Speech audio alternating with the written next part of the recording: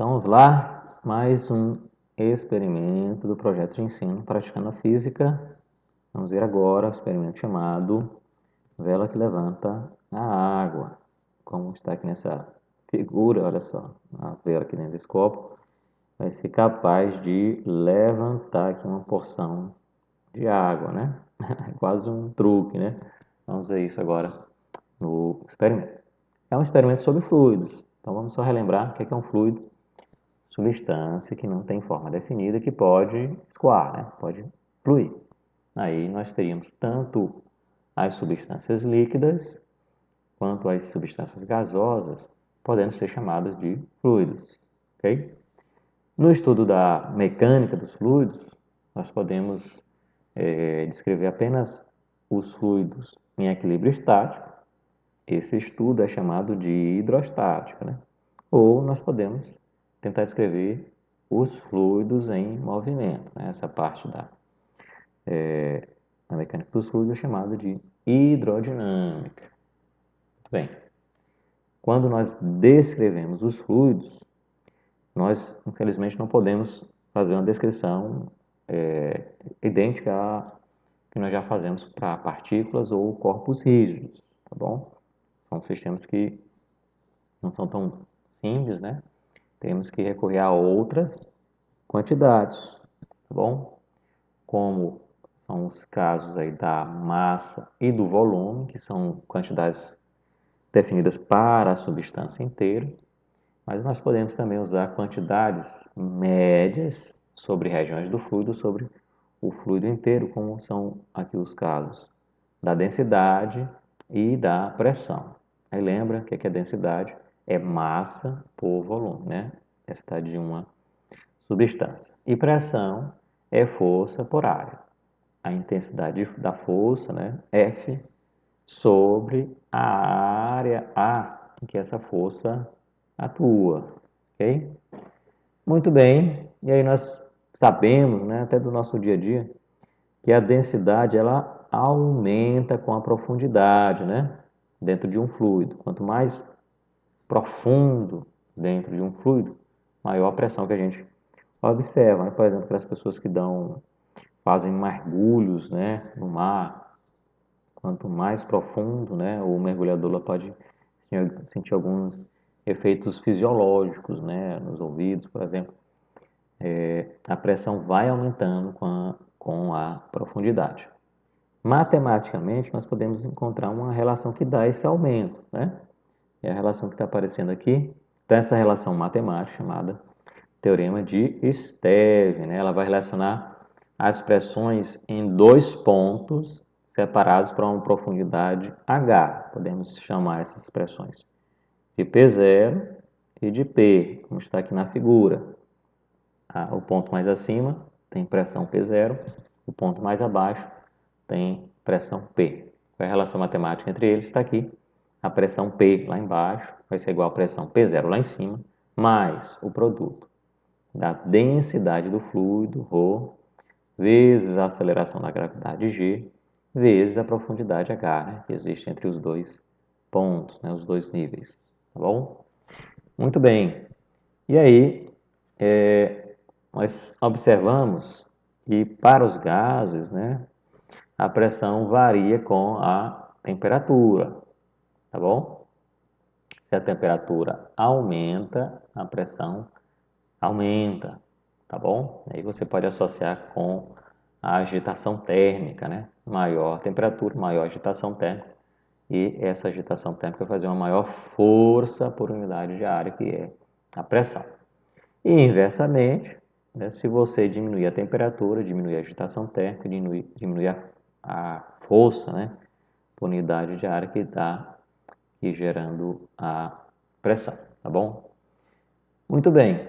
E aí, se você olhar para o ar atmosférico, né, que envolve aqui a superfície da Terra, nós podemos compreender aí como um fluido, e esse fluido faz pressão sobre os objetos que estão imersos aqui na atmosfera, né? Nós chamamos de pressão atmosférica, vai agir aqui em todos os objetos aqui próximo da superfície da Terra. No nível do mar, nós podemos medir essa pressão e o valor que nós encontramos é igual a 1,01 vezes 10 a 5 Pascal, ok? Muito bem, nossa experiência é bem simples, olha. Nós vamos observar aí um efeito, né, da existência da pressão atmosférica, no caso lá, atuando sobre um líquido. E aí, nós vamos ver também como a pressão de um gás vai variar com a sua temperatura, certo? Então, o material que nós vamos utilizar, tá aqui nessa fotografia, vamos usar um prato raso, né? Um copo de vidro transparente, né, para a gente ver o efeito. Vamos utilizar uma quantidade de água que está aqui. E aí, para visualizar melhor o efeito, vamos usar um corante. E aí, vamos precisar de uma vela com um isqueiro para acender, tá bom? O que nós vamos fazer? Vamos grudar aqui a vela bem no meio do prato. Vamos colocar água aqui, ó, ao redor da vela. E aí, em seguida, nós vamos tingir essa quantidade de água, né, que nós colocamos, tá bom? Na sequência, o que é que nós vamos fazer? Nós vamos acender a vela e vamos cobrir com o copo. E aí, vamos ver o que acontece. Nesse vídeo, olha aí, acendemos a vela, tá bom? A vela está aqui no meio da água, no prato. Aí vamos cobrir com o copo. O que vai acontecer? Olha só, a vela acaba apagando. Eu não sei se vocês estão percebendo, tá aqui, ó. E aí, à medida que ela apaga, né, a água vai sendo sugada, olha só, para dentro do copo. A água que estava aqui fora no prato entra e vai subindo aqui para dentro do copo, né? Interessante, né? Legal. Parece um truque, né? Muito bem. Então, foi observado primeiramente que o ar dentro da garrafa é aquecido, como eu acabei de falar. E aí, o oxigênio, tem uma quantidade limitada lá dentro, é queimado, a chama apaga. E aí, você tem uma diminuição da temperatura que leva a uma diminuição da pressão, olha só. E aí, então, essa pressão menor vai fazer com que a água seja sugada de fora para dentro, tá bom? Você tem a pressão diminuindo e a pressão do lado de fora continua constante, sendo igual à pressão atmosférica, tá bom?